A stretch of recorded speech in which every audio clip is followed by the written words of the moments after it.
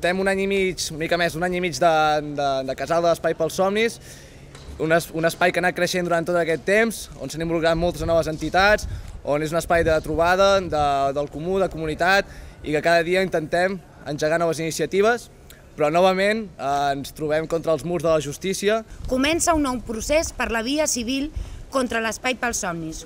El 6.000 que avui volem fer públic és una quantitat numèrica i econòmica.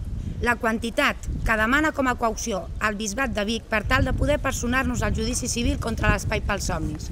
Veiem, doncs, que la voluntat del Bisbat de Vic amb aquesta mesura és excloure'ns de la participació en el judici civil. És la negociació de facto del nostre dret a la defensa.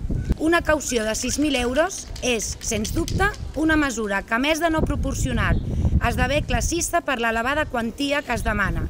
L'espai té una situació als jutjats per tal de ser escoltat sobre quina creiem que ha de ser aquesta quantia i des de l'Assemblea del Casal volem fer públiques les següents consideracions. Que no pagarem ni 6, ni 60, ni 600, ni 6.000. Creiem que el pagament de qualsevol caució de cara al judici civil suposa acceptar les regles del joc de l'Església i el seu únic objectiu de privar-nos del dret a la defensa. No invertirem en enriquir els sacs d'aquesta institució. Els 6.000 euros els buscarem, els aconseguirem. Engegarem una campanya solidària amb l'espai per tal d'arribar a la xifra, però amb un altre objectiu. Invertir en projectes comuns de la ciutat, aquesta serà la nostra defensa.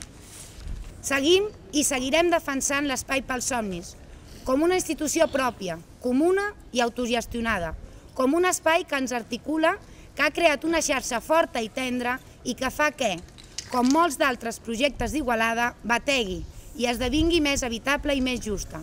Una ciutat que valgui la pena ser viscuda.